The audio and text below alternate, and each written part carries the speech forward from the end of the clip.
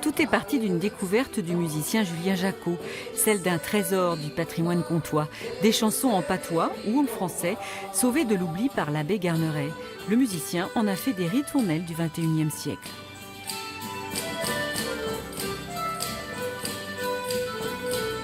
Ce qui me touche, c'est que c'est pas parce que c'est de la chanson populaire que c'est une sous-culture.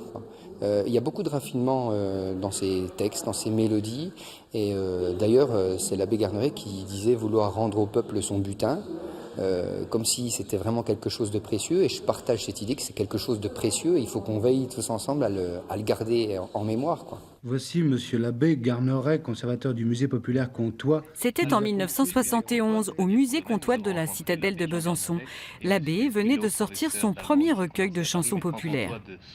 Ces chansons ont été recueillies dans la tradition populaire.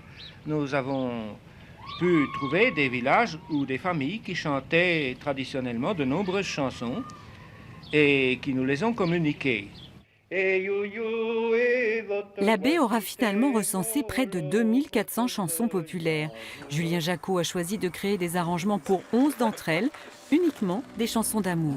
Dans un jardin d'amour, la belle a passé la semaine. 48 ans plus tard, ce patrimoine prend vie. Les Meutzé ont pris l'habitude d'inviter des choristes. Cette fois-ci, ceux de l'Accroche-Cœur de Beaucourt se sont joints aux musiciens.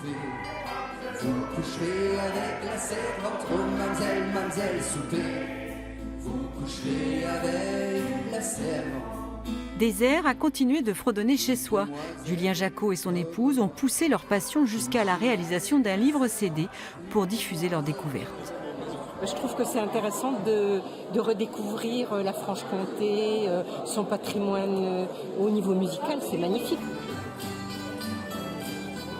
Et comme au temps des veillées, tout finit avec un peu de comté et le touché. C'est le nom donné à ce gâteau de fête qui, ce soir-là, portait si bien son nom.